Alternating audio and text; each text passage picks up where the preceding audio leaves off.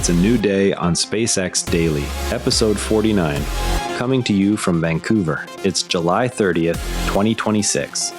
Let's get into today's SpaceX developments. A fresh $1.6 billion Pentagon award secures 18 Falcon 9 missions through 2027 and extends national security launch cadence from Vandenberg. The U.S. Space Force awarded 2 task orders worth $1.6 billion for 18 Falcon 9 launches from Vandenberg Space Force Base through the end of 2027. The missions will carry satellites for the space-based sensing and targeting portfolio.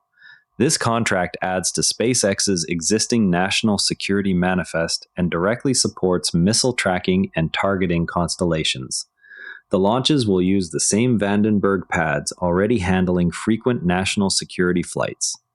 Next milestone to watch is the first of these task order missions and any associated payload integration timelines. From that contract scale, the same procurement framework just saw another classified flight.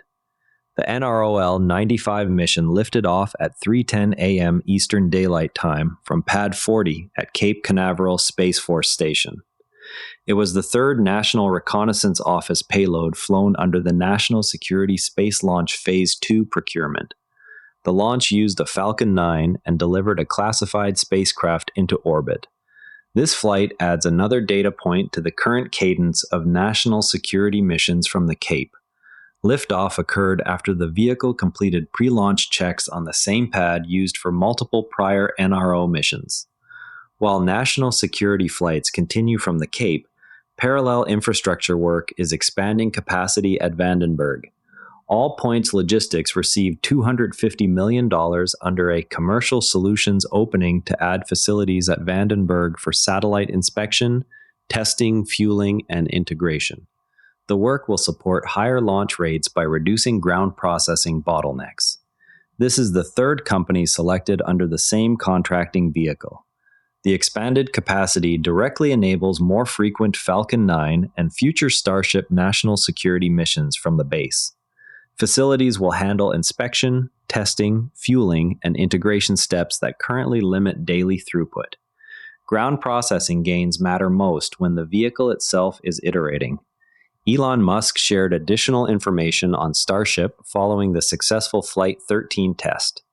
The update came after the vehicle completed its mission profile despite earlier delays from engine ignition issues and weather.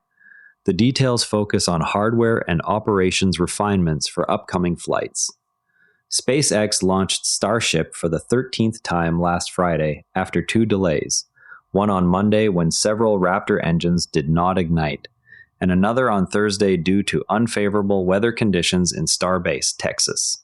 Remember, we covered Starship Flight 13 yesterday. Today's details move the reuse and catch questions forward by highlighting specific post-flight hardware changes. While Starship advances, regulatory changes could affect future launch site approvals. The Department of Transportation proposed exempting commercial space launch licensing from many environmental regulations. Industry groups welcome the change as a way to shorten approval timelines. Environmental organizations have criticized the proposal for reducing oversight. If finalized, the rule would affect future launch license applications at sites including Starbase and Vandenberg. The proposal covers licensing steps that currently require extensive environmental reviews before each new vehicle or pad configuration. Regulatory relief could also benefit non-SpaceX vehicles still working toward flight. Boeing CEO Kelly Ortberg said the company is feeling pretty good about a possible Central Standard Time 100 Starliner flight this year. The statement came during updates on the vehicle's next steps after prior crewed mission delays. NASA and Boeing continue to work on scheduling a cargo mission to the International Space Station. The timeline remains under active discussion with no firm date locked yet. The next flight would serve as a cargo demonstration ahead of any crewed return. Competitor timelines provide context for SpaceX's own public valuation discussion. SpaceX received an analyst price target from Raymond James following its initial public offering on NASDAQ. The rating came after the stock experienced a tough first few weeks post-IPO. The company's Starship Flight 13 success last Friday provided additional context for the valuation discussion. The target reflects continued belief in Starship and Starlink progress despite the recent trading volatility. Orbital infrastructure ideas beyond traditional satellites are also emerging. Observers noted that Boeing's Central Standard Time 100 Starliner could still reach orbit this year if NASA and Boeing finalize the next cargo mission schedule. Reports indicate the companies are actively working on a timeline but have not yet locked a date. Community members discussed a Beijing startup raising roughly $14 million to build a space situational awareness constellation, adding to China's growing commercial SSA sector. One thing worth watching is that the Department of Transportation's proposed exemption of commercial launch licensing from many environmental regulations has drawn criticism from environmental groups concerned about reduced oversight at coastal and desert launch sites. The rule would shorten approval timelines but leaves open questions about long-term monitoring of launch emissions and habitat impacts. Final adoption would require addressing those objections through public comment or revised language.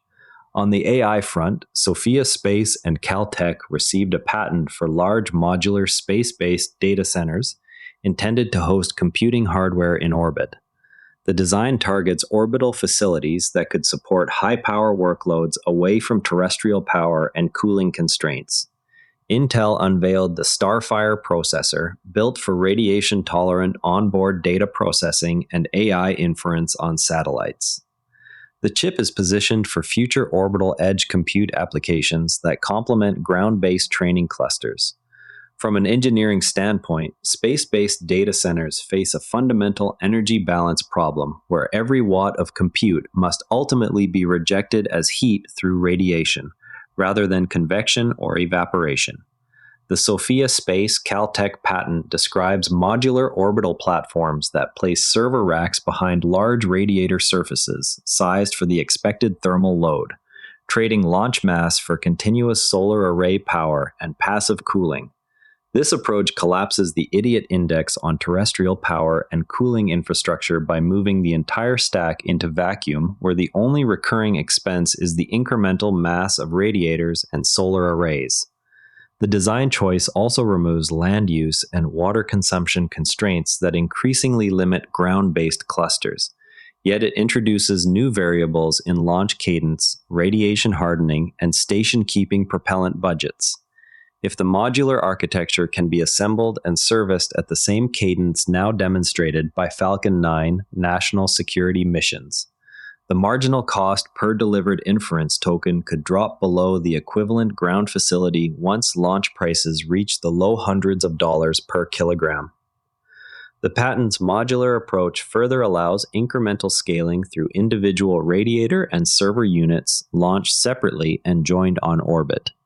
Radiation tolerance becomes the binding constraint once the platform is assembled, requiring shielding mass or component hardening that adds back some of the cost savings achieved by eliminating ground infrastructure. Starlink's existing laser link architecture already demonstrates the intersatellite data routing needed to move processed results back to users, so the data center concept can leverage proven flight hardware rather than requiring an entirely new communications layer.